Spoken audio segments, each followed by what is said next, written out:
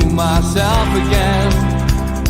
But it's the only way you're ever gonna learn. You look back and it's all in the past. I'm dwelling on the thoughts I cannot say to you. If I don't say the words, then maybe it's not true.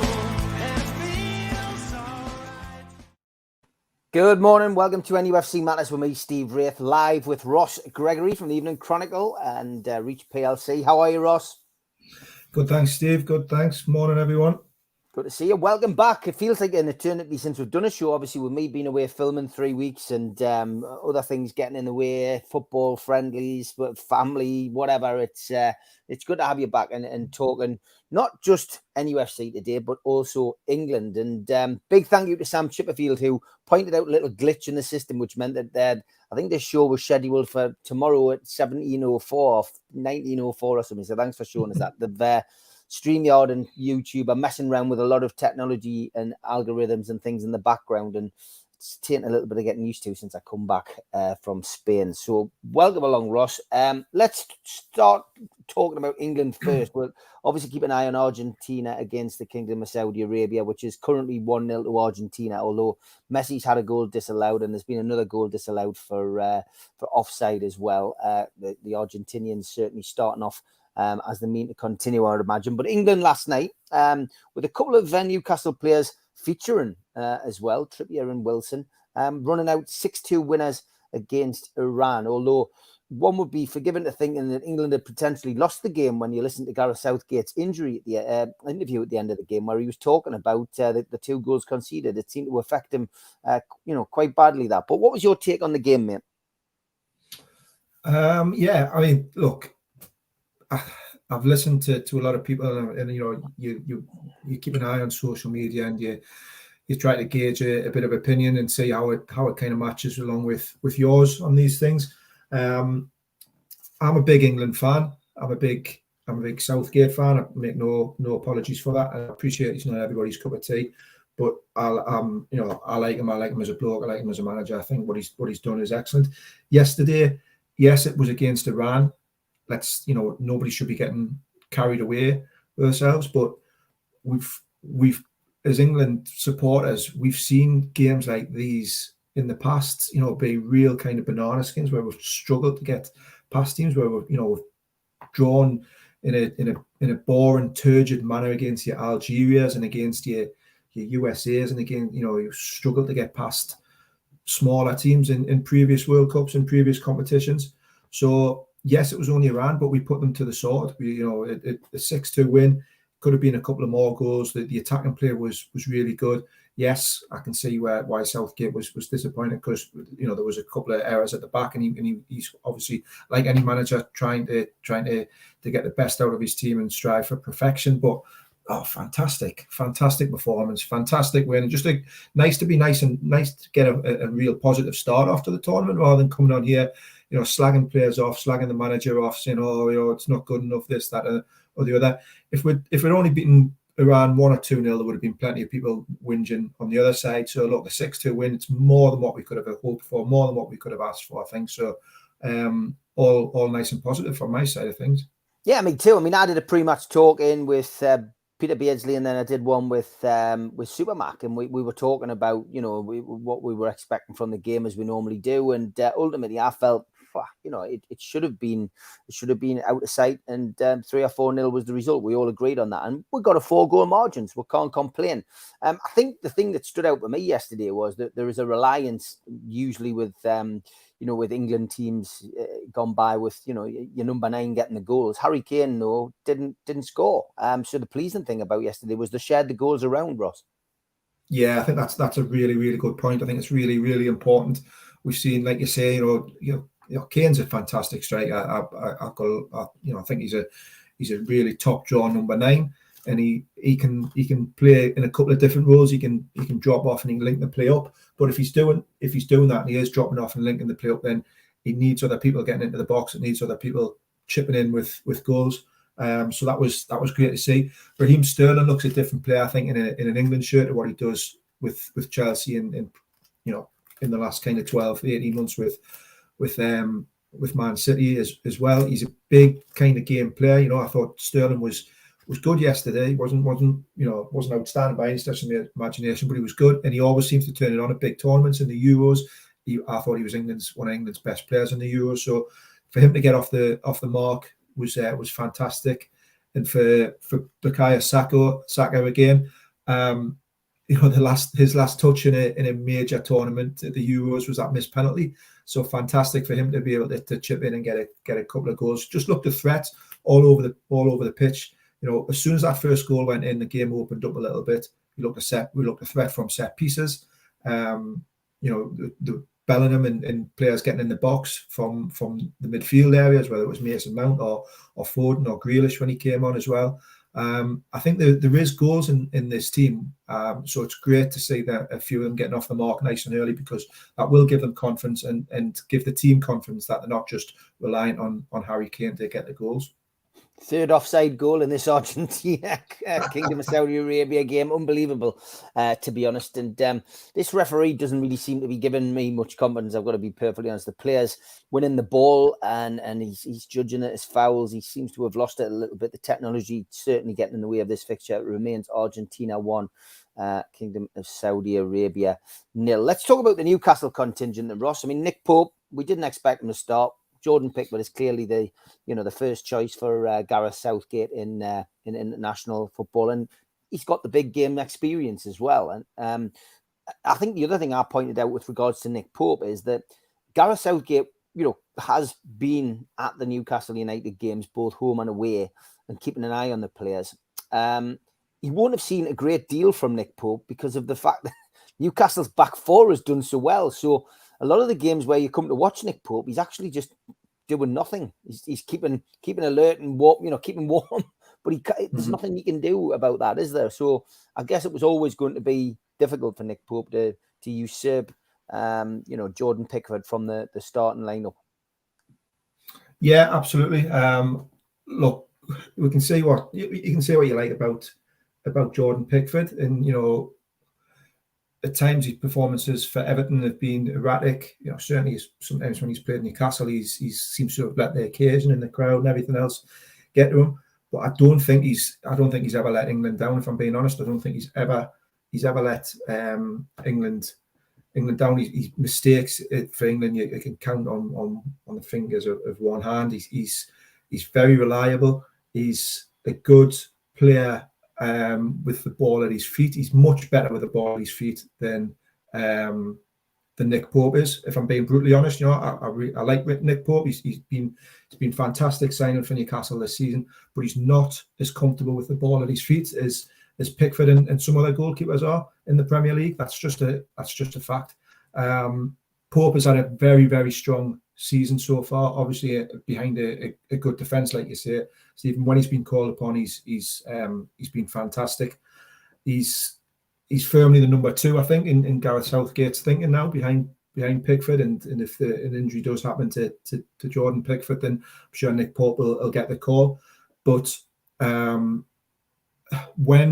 unfortunately for Nick Pope, he had a couple of opportunities to impress Southgate and the England squad in those 2 friendlies, kind of prior to the World Cup, and before the squad was announced, and he just made a couple of mistakes that spilled for Germany's equaliser. He wasn't great with his feet. Some of his kicking out and his passing out just wasn't quite at the levels that you maybe need to be. When you get them opportunities, you've got to take them. So look, he's been fantastic this season, Nick Pope, but he's not England's number 1.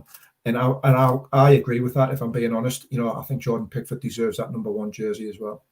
Yeah, me too. And I said that, I'm not a fan of Pickford, but I've met him a couple of times, and I've got to be perfectly honest, always been a gentleman when I've met him, and somebody who essentially is played big tournament football. I think that's the big part, about this, and we'll come to 1 or 2 other squad members a little bit later. But I still want to concentrate on the Newcastle contingency. Kieran Trippier, class act. We know that at Newcastle United. And again, just at an international level, superb performance yesterday. Came out afterwards, was interviewed, held his hands up, said that, you know, potentially he could have done a little bit better on a couple of things, gave the ball away a couple of times, but all in all, he was happy with the performance, happy with the fact that they'd scored 6 goals, and, you know, backed up his manager, disappointed that they'd conceded, you know, 2 goals, one which was a ridiculous penalty, you know, decision, but, you know, the other goal a little bit sloppy, you know, come from Maguire's, you know, battle with concussion during the game. But Kieran Trippier, what did he make of his performance yesterday? I agree with probably everything that Kieran said himself after the game. I thought he was decent. He was solid. I thought he gave the ball away a couple of times, and some of his passing, certainly in the first half, was just not quite you know, up to hit the standards that he would set himself. But he always offers himself as an outlet on that right hand side.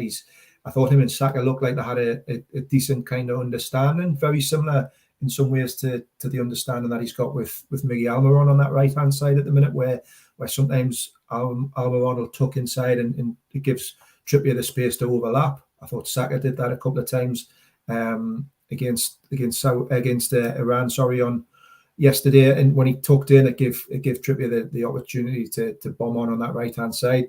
His delivery from set pieces is always exceptional, and was again yesterday. I think he's somebody that Gareth Southgate trusts. He's somebody that Southgate knows. He knows what he's going to get from him. He trusts him. He knows the leadership qualities that he brings. And that's when you get into tournament football, that's massively important for a manager, that they can rely on players, that they can rely on players who've been there and done it before, whether that's Jordan Pickford, whether that's Harry Maguire, whether that's Raheem Sterling, whether it's Kieran Trippier, Jordan Henderson. These players who've got big game tournament experience under their belts are going to be crucial. And I can see Trippier playing a lot of minutes in the World Cup this year. Yeah, me too. And last, but by no means least, Callum Wilson made an impression, but not how you would have expected it to make an impression, by scoring goals as he does so well in a black and white shirt at Newcastle, but by his unselfish work and pulling the ball back and allowing Grealish to register his first World Cup goal and pull off a wonderful celebration, which I've seen, you know, if you've watched the news this morning, you will have seen, you know, it was a little celebration in honor of a young Manchester City fan who we'd met, who suffers from the same illness as one of his relatives does. But yeah, Callum Wilson, great pullback, and got special praise from Southgate at the end of the game. Yeah, I'll be honest, I was screaming from the shoot. And even afterwards, I'm thinking, what are you doing? Why are you pulling that back? You know, how many opportunities is Callum Wilson going to get to score a goal at the World Cup? He was a lot more unselfish than what I would have been in that position. You know, you clean through, and I know that the angle narrowed, but I wish he'd been a little bit more selfish and just slotted it home himself. But no, I mean, you know, he's a team player. He's always been a team player, Callum Wilson. He's always grafted and put himself forward for the good of the team and done a lot of the donkey work. And you know, his pullback for Grealish yesterday was an excellent piece of play. Ultimately, at the end of the day, you know, I'd be interested to see what Miggy thinks like when he's teeing up Jack Grealish. Mind that might get a few comments when he gets back into the Newcastle fold. But no, it was good to see him on the pitch. I wasn't sure how many minutes he would get this World Cup, but it was good to see him on the pitch. And he's going to have to bide his time and be patient, because obviously Harry Kane's the number one striker that England have got, and he might not get too many minutes, but with his mark, and he certainly did that yesterday when he came on. Yeah, he will do. Certainly will play his part as well. I guess one of the most controversial players for me, speaking to people who are watching the World Cup, is Harry Maguire. Hasn't had a great season so far at Manchester United, and has struggled over the last year and a half, I guess, as well. England, has to be said, not a great build-up to the World Cup either. But there is something about Maguire, as there is with Pickford, with the big games for England. He seems to stand up and has counted. And there was a problem with concussion yesterday, a bit of blurred vision, he said. And, you know, he was waving frantically towards the bench after the goal had been conceded.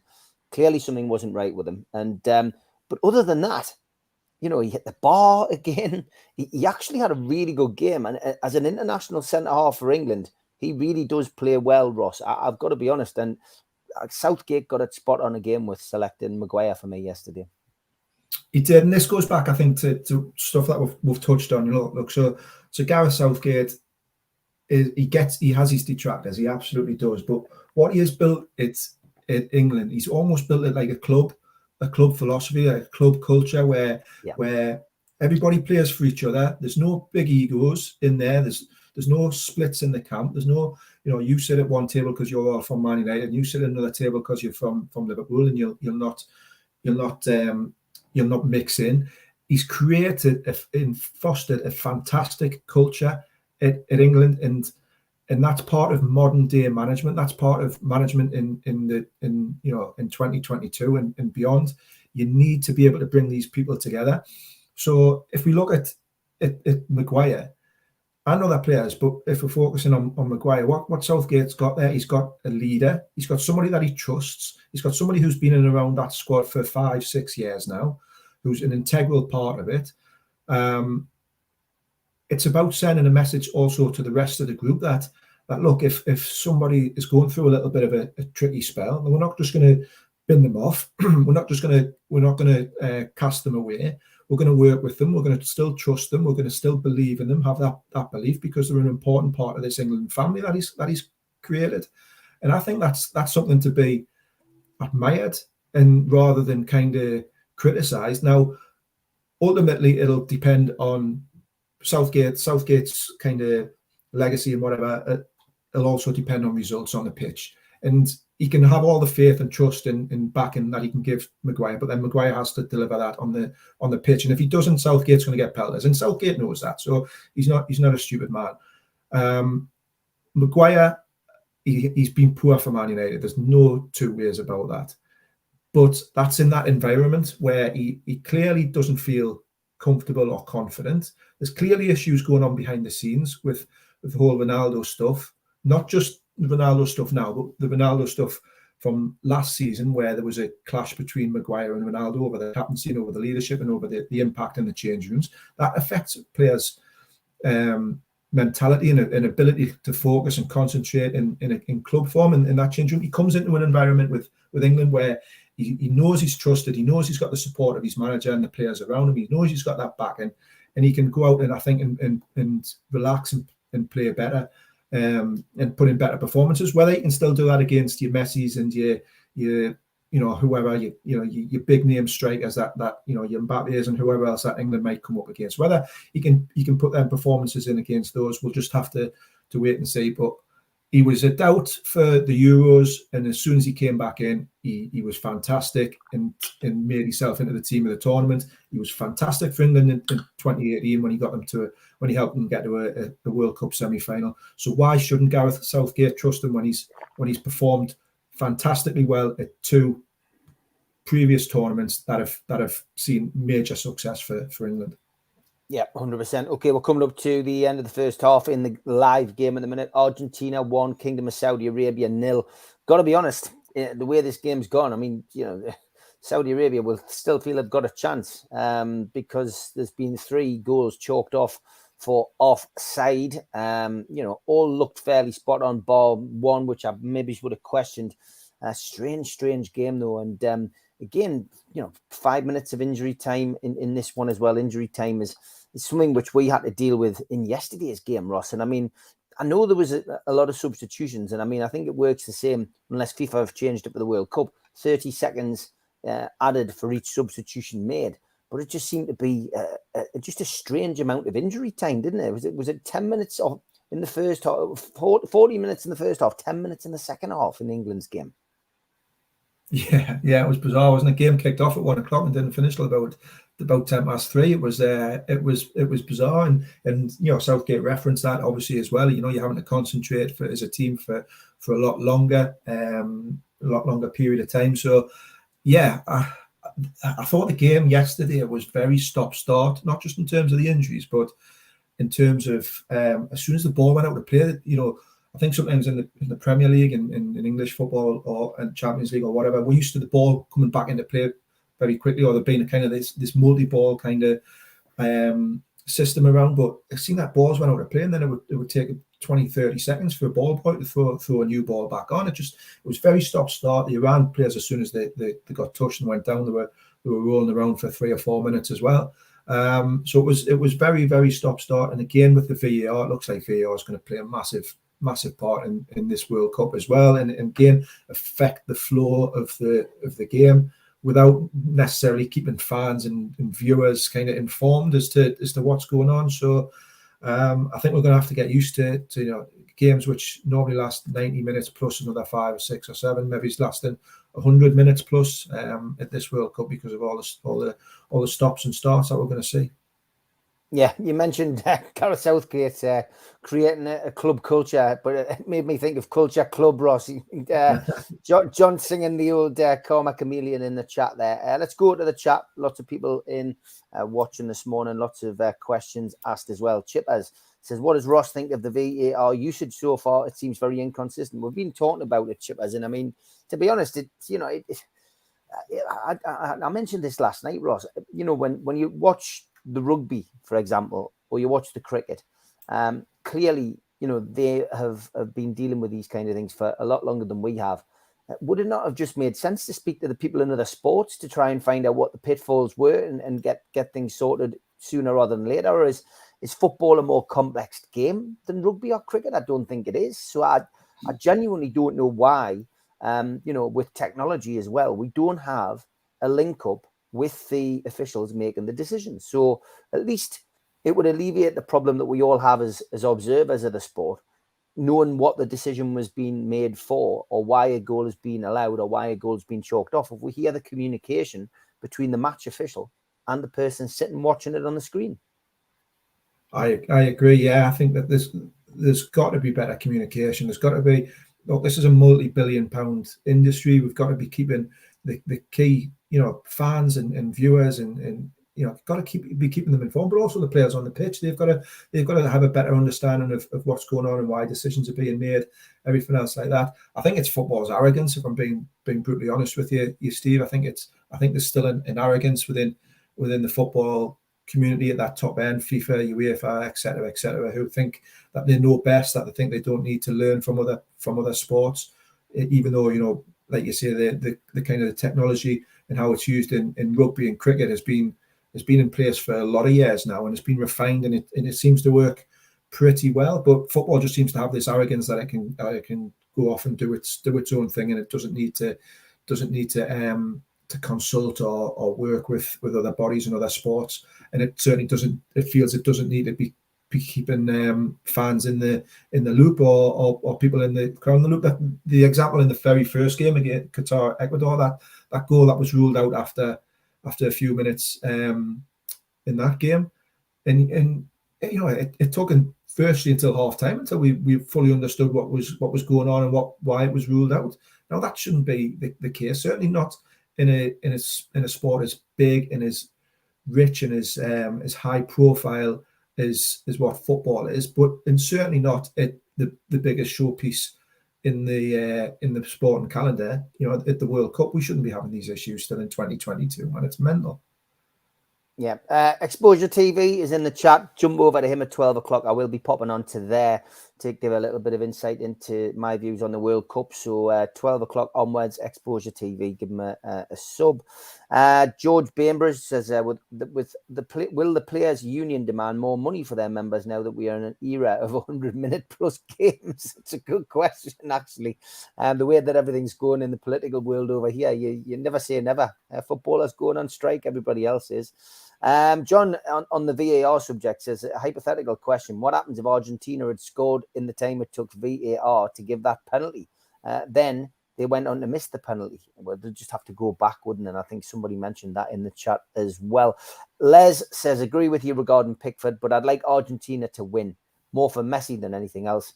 And a big up yours to Ronaldo. Yeah, Ronaldo not making many fans at all. And Tom Dixon says, do Newcastle have any scouts at the World Cup, Ross?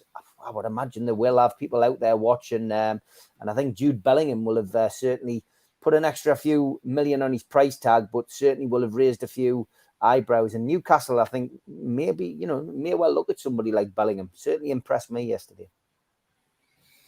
I think he impressed it. I think he impressed everyone. There's going to be a huge line of potential suitors for someone like Jude Bellingham. What a fantastic player he could be. He could turn out to be. He looks, even now at 19, he looks like he's got it all in his locker. He started adding goals to his game. Obviously scored for England yesterday, his first one, but he's been scoring for Dortmund regularly this season. He's got leadership. He can pass. He can win a ball. He's got an engine where he can get up and down that pitch. He's going to be an England captain for me if he stays fit. He's going to be an England. He'll be the next England captain once the armband's finished with Harry Kane. He could, for me, almost looks like he might be one of those types of players who almost redefines a role. We've seen over the years, the fullback role being redefined by your Cafus and your Roberto Carloses and so on and so forth. You've seen your forwards being, redefined by the false nine and all that sort of stuff. Bellingham looks like he might redefine that central midfield role, because we've got used to seeing England, or not England players, but midfielders being pigeonholed as he's a 6, he's an 8, he's a 10, he's a defensive midfielder, he's an attacking midfielder. Bellingham looks like he can do it all. He looks like a throwback to kind of your Brian Robson days of box to box, up and down, do it in one box. Next thing you know, he's on the edge of the other box, popping up with a goal. He looks like he can absolutely do it all. So he'll be going for £100 million plus in the summer. I'm sure once he leaves Dortmund, whether Newcastle can have that. We know Newcastle have obviously got some reserves coming in, some cash reserves and everything else like that. Whether they can afford to go that big this early, or whether they'll be in the mix for somebody like Bellingham when he'll have a Man City's and Liverpool's and Bayern Munich's and Real Madrid's and everybody else looking at him. He's going to be a fantastic talent. I'd love to see him at St James's, but it might be a step too far at the minute. But Newcastle will certainly be keeping an eye on the World Cup. They'll have a number of representatives there watching games and looking at players.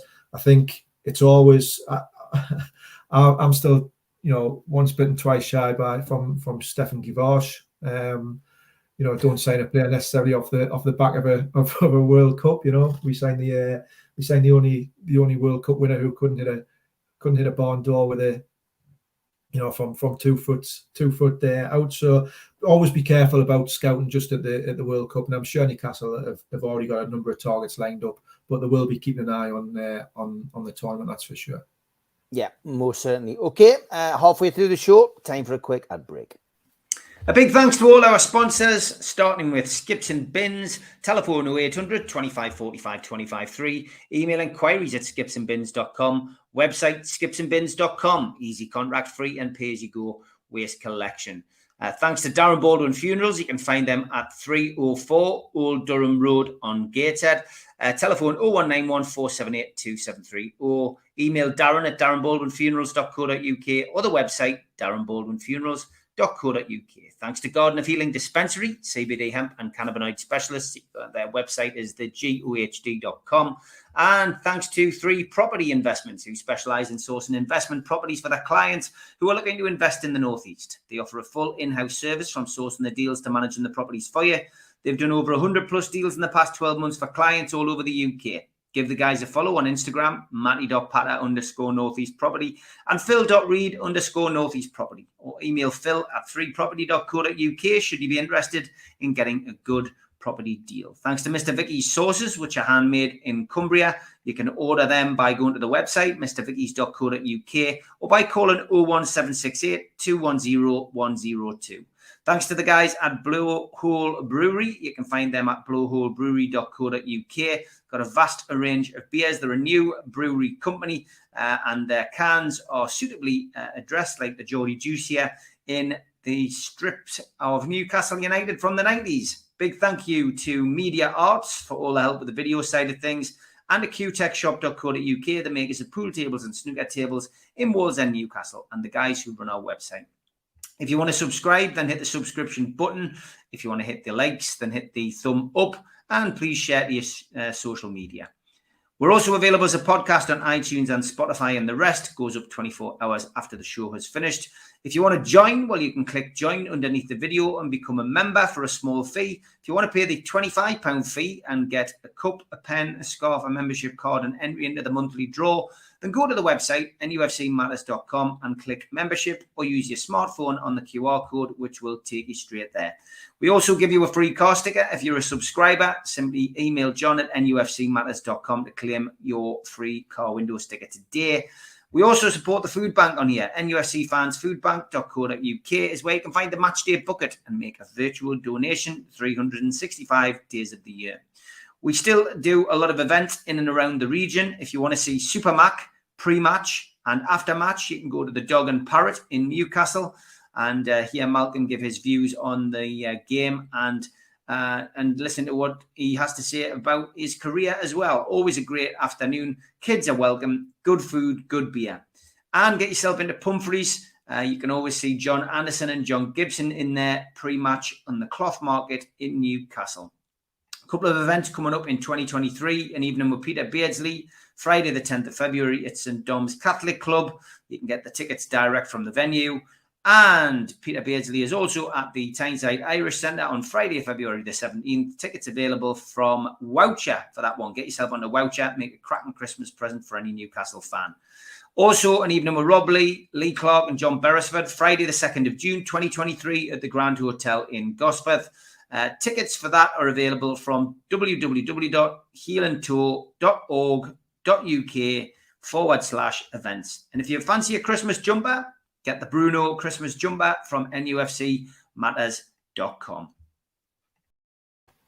Exposure TV said he would have took Dan Burn over Maguire. I've got to be honest, I would have still taken Maguire for the reasons I mentioned earlier. But Dan Burn, I think he probably counts himself a little bit unlucky to miss out, Ross. Yeah, I mean, look, he's been very, very good for Newcastle when he's since he signed. Look, I'll be honest again. I don't think he's necessarily international class, Dan Burn. I think he's a very, very good Premier League player, but I don't think he's quite international class. And breaking into that England squad at the minute because of what we've said before with everything that's gone on over the last few years, with the kind of trust and everything that Southgate's built up in certain number of his players, it's difficult to break in. He's been fantastic for Newcastle, but he's not quite at that level. Yeah, I mean, it's just, the performances he's put in. I think, left back in particular I think as a Newcastle fan, we're going to be biased, aren't we? That's what you want to see your players, get into the international setup. And I think it's just, probably just came a little bit too late for him. He's had a great run of form, and I just think we are going to be biased with our players. No, absolutely. I think we see him obviously week in, week out, and he has been fantastic. He's the fact that Dan Burn's in the conversation for an England squad. Given where he's come from, his career, how he's built it, how he's bounced back from different kind of setbacks and kind of starting off in the lower leagues and working his way through. He's a fantastic professional, and he's a credit to himself and his family. He's an inspiration for a lot of young players. So I wish him all the best. I think he's a fantastic player. And you never know, if he continues with his form, he might be able to force his way in. Big shout out to Stoney. Thanks very much, mate. Hope you're doing well and hope you're enjoying the World Cup. It's all about the football for me, mate. Absolutely fantastic start for England. Let's hope it continues. George says, I'm looking forward to seeing Australia's #1 player, Koal, part of the black and white army. Yeah, I think everybody's going to be interested to see exactly what he's like. Shez, morning. Hope you're okay. And yes, Les says, absolutely, George. Hope he gets plenty of minutes. Are there any updates on Newcastle trying to get out of the Castoria kit deal at the end of the season, Ross? Says Darren Lee. I guess, that's something which, we will find out in due course. But, I think Castoria is still going to be involved with Newcastle next season. It'll be a case of just wait and see, won't it? I think so, yeah. I mean, I know Darren Eales has been speaking about the Castoria deal and about working with them and the kind of the partnership that they've got. You know, if you read what Darren Eales says, you can kind of, it's like anything when people speak, they've got to be very political. They've got to be very, very you know, they've got to be mindful of the relationships and the partnerships that have been built up. Obviously, Castoria was a deal that came in before Eales and before the current ownership. So they've got to respect that kind of contract. But they will look ultimately at getting a different contract, different kit supplier. There's no doubt at all about that. But whether that's this summer or further on, we'll just have to wait and see. Yeah, 100%. Oh, Ches, do you have to remind us that you're in Cape Town? I bet you're making us jealous just thinking of all of that weather out there. It'll be lovely. Enjoy it. Any transfer rumours, Ross? Says Mr. Anderson. I mean, we are going to be coming into that season very shortly. Any rumours? Any particular names that are getting bandied around more than others? Yeah, I mean, there's obviously, you know what it's like at this time of the year. There's loads of rumours. There's always loads of links with different players. You know, the James Maddison one won't kind of go away, I don't think, especially when especially now that his profile's raised a little bit more and he's part of that England squad there. They're still looking at kind of the South American market and a couple of players over there, young players that are very, very highly regarded and highly rated in Brazil. So I wouldn't be surprised if there's a kind of, if they go back there and look and see if there's anything that can be done in the January transfer window. January is obviously going to be interesting to see what the club decide to do, whether they feel that they're happy with the squad that they've got and they can get through to the end of the season, or whether they feel like actually we've got an opportunity here to push on and to maybe pinch a European spot if we strengthen in the right areas. So there's that kind of dilemma, I suppose, for Eddie Howe and for the board as to what to do. They will have one eye still on the summer, though. I think that you always kind of almost look at a transfer window ahead as well. So they'll be looking at the potential deals that they can do in the summer. One player whose name's been mentioned is the Leon midfielder who's OR. He's out of contract next summer, so he's been linked with Newcastle. He's also been linked with a couple of other clubs, obviously AC Milan and Roma and a couple of other Serie A teams as well. He's somebody who they might be interested in. But yeah, we'll just have to wait and see. We know as we come into December and then into January that Newcastle will be linked with probably 2 or 3 dozen players. So it's just making sure that that we can kind of, as journalists, we can look at the links, see who's being put forward from a kind of a position of authority, and who you know, whether it's a player's agents who's trying to drum up a little bit of interest or get into a kind of negotiating spat with other clubs. There'll be thousands of rumours between now and the end of January, I'm sure. The game against between Argentina and Kingdom of Saudi Arabia has kicked off again. A couple of minutes in, still 1-0 Argentina, and Di Maria has been rolling around on the floor again. I spent a bit of time doing that as per usual. But yeah, Argentina looking as if they will progress in this game. I think they'll get at least another couple of goals. Yeah, we mentioned a couple of minutes ago, Garang Kual, who was obviously signed for Newcastle, will be playing in the World Cup. And I guess a lot of people are looking forward to seeing this kid. We've seen him, seen lots of showreel of him. He looks a very special player. Obviously, when he signed for the club, he went and stood on the away end with Newcastle fans as well, and was warmly greeted. Dan asks if Kual has a great World Cup. Does he give himself a shot for a visa, Ross? Oh, there's a goal. There is a goal. Kingdom of Saudi Arabia. Kingdom of Saudi Arabia have just scored, and the only thing I'm going to keep an eye out for here is the VAR decision. The fans are going absolutely wild there.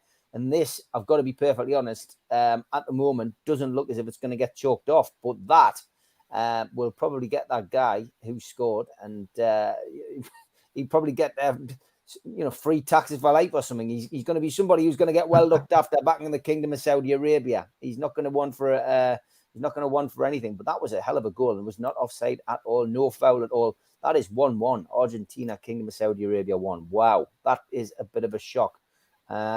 Unbelievable, Ross. It's outstanding. Look, we've seen some poor teams so far at this World Cup. Qatar were awful in their first game. Obviously, Iran weren't great against England when we played them yesterday. And you wonder, with some of these emerging nations, Saudi Arabia, what they would be like going up against Argentina. I don't think anybody thought that give Saudi Arabia a chance, especially after that first half as well. But no, that's this could be a real shock, couldn't it? Could be. In the words of Jimmy Greaves, it's a funny old game. But yeah, Darren Quall, looking forward to seeing him, Ross. I am. I'm really looking forward to seeing him.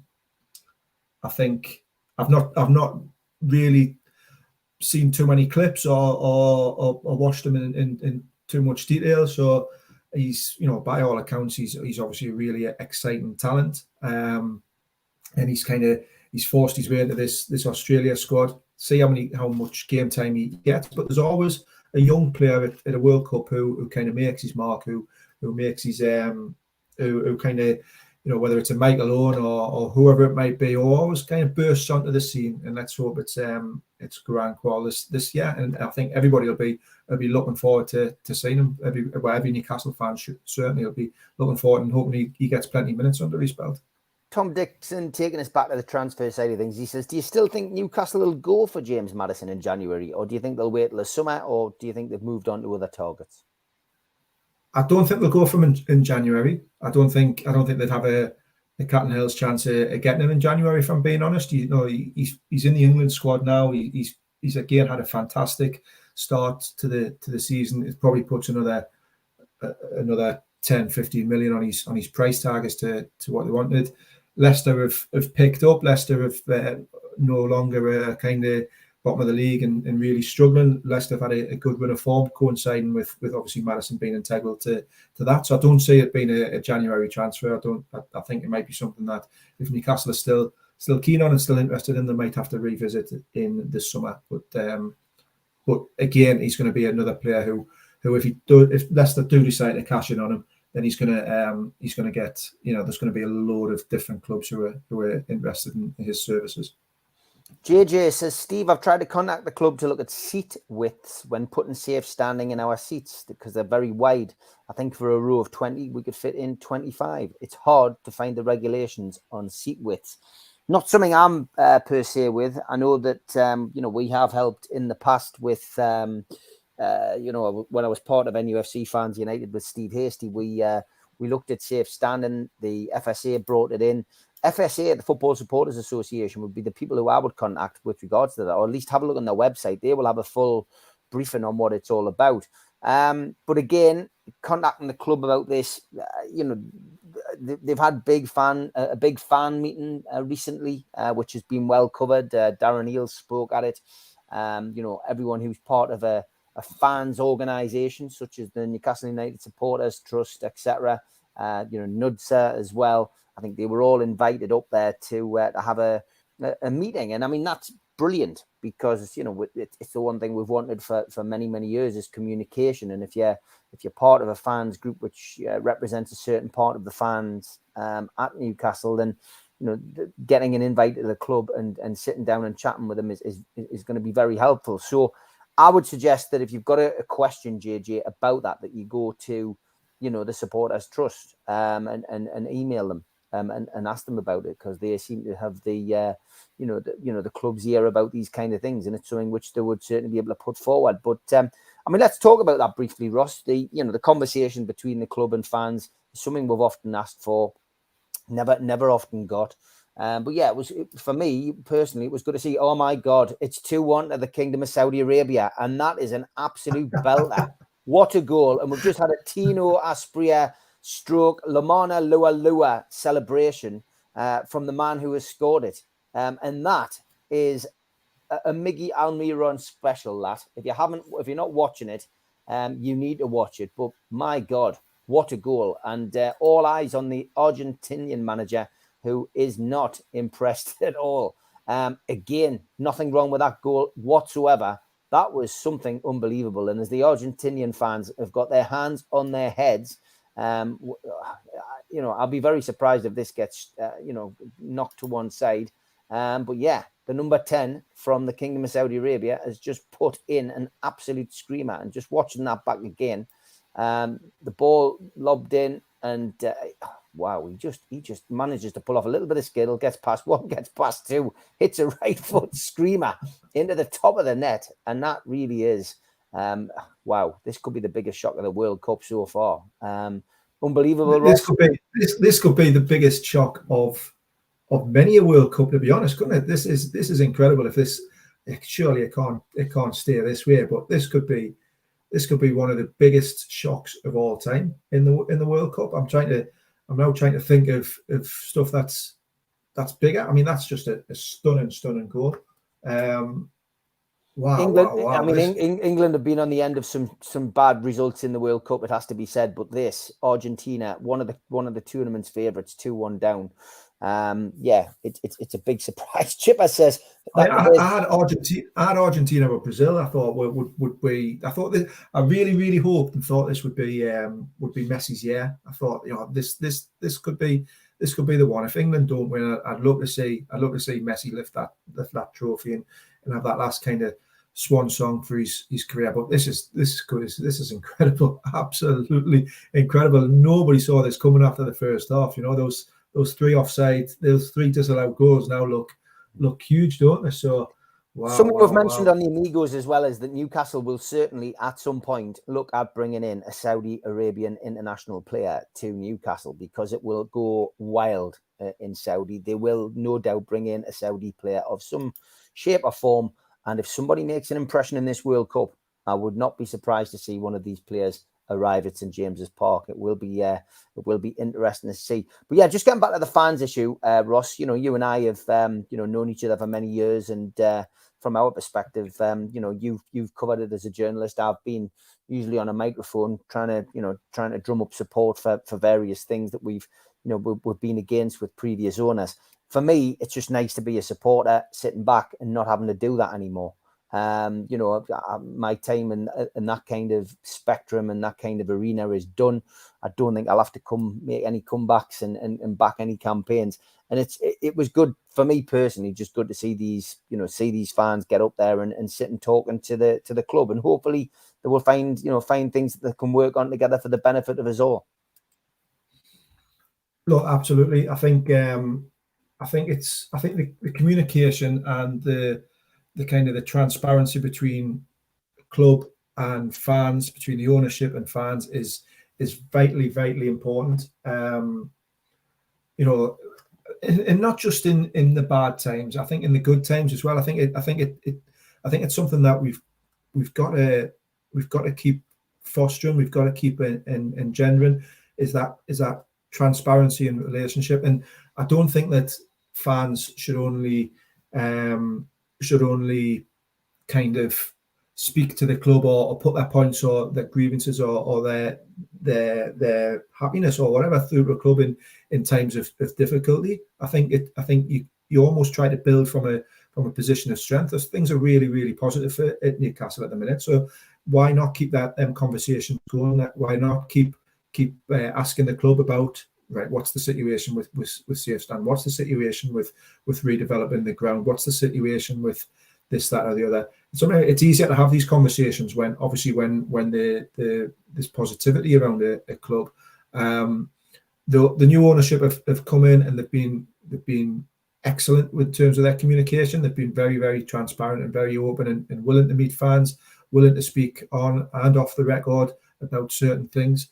Long may that continue. Let's make sure that we keep those dialogue lines open. And And let's hope that even, Newcastle will have a blip at some point, and there will be some pressure come onto the ownership at some point. I'm sure there will be. That's just football. That's just life. Let's hope that even during the more difficult times, that relationship still continues. Yeah, I'm sure it will. I'm sure it will. Argentina making some substitutions as we speak. 2-1 down, 58 minutes played in this opening game for the champions elect. And it's got to be said as well, like Messi hasn't had the best of times in World Cups. And, why would it change now with him, 4 years older? It's mental. Really, absolutely crazy to see this result. Long way to go, though. Could all change, as we know in football. We started with England. Let's go back to England, Ross. And just want to ask you, how far do you think England can go in this tournament? It's a real interesting one. I honestly think quarterfinals isn't beyond the realms of possibility. Obviously, I think anything less than a quarterfinal would be disappointing and would be regarded as a failure, and probably rightly so. I think, England have set their standards now. The last four at the previous World Cup, runners up at the Euros. So, I think that the standards have got to be quarterfinal minimum. Maybe say a last four. Once you start getting into those knockout rounds, anything's possible. I think England's central defensive in the defensive quality is debatable. It's doubtful. That's where the weakness is. If it can get the front players firing though, then like they did against Iran, then anything's possible. Once you hit knockout football, you can go far. So if I had to put my neck on the line, I'd say semi-finals. I think it could be another semi-final performance for England, which I think with a squad of players would be okay. There's some great talent in that squad going forward. There's some glaring weaknesses defensively. If you can get the semi-finals, I think that'd be a good showing. Yeah, I would agree, mate, as well. Genuinely think England have got a chance. Can Harry Kane win the Golden Boot? Not on the basis of yesterday. Should be asking if Saka or somebody else. Look, he'll score goals. He absolutely will.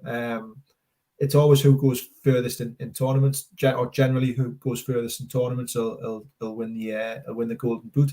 He's as good a striker as there is at the tournament. If he gets the opportunities, if he gets the service, and he won it last time, didn't he? So I don't think any striker has won it twice in a row. So he could be creating history if he does it this tournament. And with regards to the Newcastle players, Callum Wilson, Nick Pope, Kieran Trippier, do you expect to see more of Callum Wilson for starters? Do you think he'll get another run out in some way, shape, or form? Yeah, I thought it was really encouraging that he got that run out yesterday, because Southgate could have done a number of things if he'd taken Kane off. He could have put Rashford through the middle. He could have gone with false nines. He could have done this, that, or the other. It was encouraging that he thought, right, I'm going to give Callum Wilson some minutes. I think he will get some more opportunities.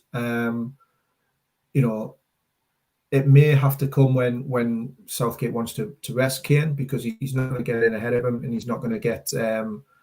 He's not really going to. Southgate's probably not really going to go with a two up front as well. So it might be if Kane gets injured or needs a rest, but I'm sure he'll get some more minutes under his belt. I really hope he does. It was just fantastic. I thought it was fantastic to see yesterday. For someone who's battled back from two kind of really serious ACL injuries, who's had number of setbacks, minor and major in his career, who's battled his way up into the Premier League to the top level. It must have been a dream come true for Callum Wilson. Imagine that feeling, Steve. You come on, you're Callum Wilson. You've had all these setbacks in Gareth Southgate. You're sat on that. A, you're on the plane. B, you're in the squad and you're on the plane. Then you're sat on that bench and Gareth Southgate turns to you and says, "Callum, get yourself warmed up, son. You're coming on." Wow, what a feeling that must be as a player, as a professional, even someone who's played hundreds and hundreds of professional games and scored, as many goals as what Callum Wilson had. To have that experience yesterday, I can't even begin to think how buzzing he must have been. Yeah, absolutely fantastic. And just looking back on Newcastle's first part of the season, I mean, we haven't done a show for since the game's finished. Do you think this is going to benefit Newcastle, this little break? We have, of course, as Tom mentions there, got some fixtures which maybe other teams don't have. We've got a friendly on the 17th. We've obviously got the Bournemouth Cup game coming up. Before we play the next round of Premier League games, is it going to benefit us, do you think, or is it going to be is it going to maybe put us out of sync, do you think? Yeah, it's going to be interesting to see how everybody kind of comes back from it, how everybody reacts, because this is uncharted territory, isn't it, for Premier League clubs? Nobody's ever had. We've never had a World Cup in mid-season. We've never had this kind of 4-week break. Some players are, Newcastle's squad, I suppose, in some ways we're quite fortunate in the sense that there's only really 4 or 5 players who are at the World Cup. 5, Bruno, the 3 England lads. I think that's it, isn't it? Yeah. So there's we're fairly fortunate in that Eddie Howe will still be able to work with the majority of the squad and get them playing together and get them training and get them up to speed. It's just, momentum, I suppose, is, the momentum was with Newcastle when we came to that break. Can you start that up again? Can you get that momentum picked back up? In many ways, the break really came at the wrong time, because Newcastle were playing so well and firing on all cylinders. So it'll be interesting to see. But that's the same with every squad. Everyone's in the same boat. Some will have more players available to them during this break to work with than others. I think for Newcastle, it's just important that they get a couple of key players back up to fitness. So it's probably coming at a good time for someone like Alexander Isak, who let's hope he's fully fit and ready to go once the football resumes. That could be a massive bonus for Newcastle. 1 or 2 others who are carrying kind of slight niggles and maybe have a chance to work on the fitness, like your ESMs and 1 or 2 others. So that would be a massive bonus for Newcastle if they could get those kind of key players at the top end of the pitch fit and firing, and then keep our fingers crossed that Callum Wilson, Kieran Trippier and Nick Pope all come back, and Bruno and Fabian Schär all come back unscathed from the World Cup as well, because they're vital for Newcastle as well. Coach Corner says, has Eddie Howe been training this Saudi team? He thinks so. They're 2-1 up, 65 minutes played. Argentina really piling the pressure on now, but keep an eye on that one, folks, if you can. Well worth a watch. Ross, absolutely fantastic to have you back on, mate. Look forward to getting you back on with a bit of normality now next Tuesday for your insights into the World Cup, and we will wait and see what the group game brings on Friday. So USA, quick prediction on that one, mate. How do you see that going? I personally think it's going to be a tougher game for England, especially how they played against Wales last night. I think England will just edge it, though. I think they'll win it by at least 2 clear goals against the USA. Yeah, much tougher game. USA, I thought, were very, very decent in the first half against Wales. Wales showed that they can be got at in the second half. It's not a game that England should fear. You match up player to player, man to man, and in England, in most areas, are the better team. They've got some decent players. The USA, McKennie and the Juventus lad in the midfield. Obviously, Pulisic, everybody knows about. We know about most of the players because there's a lot of them played in England before. So I think it's going to be tight. I'll put myself down as a draw or a single goal win for England. Yeah, okay, mate. Great stuff. Look forward to having you on next week. Hopefully, we will have all but qualified. We'll start looking ahead to the bigger knockout games. But Ross, for now, give us a little plug as to where people can find your work. Yeah, you can catch me on Twitter, obviously at Ross Gregory 9. Steve's put that a link in the chat there for the fans forum that we're doing with the Chronicle. We just want fans' views on your happiness with the club at the minute and where you're at. So it'd be good if some people could contribute to that, so we can gauge the fans' view of the state of play at the club at the minute. And yeah, bits and pieces on the Chronicle, on the Mirror, on the Express, etc., is where you will find me. Fantastic, mate. Great stuff. See you next Tuesday. Take care, Ross. Cheers, Steve. Cheers, everyone.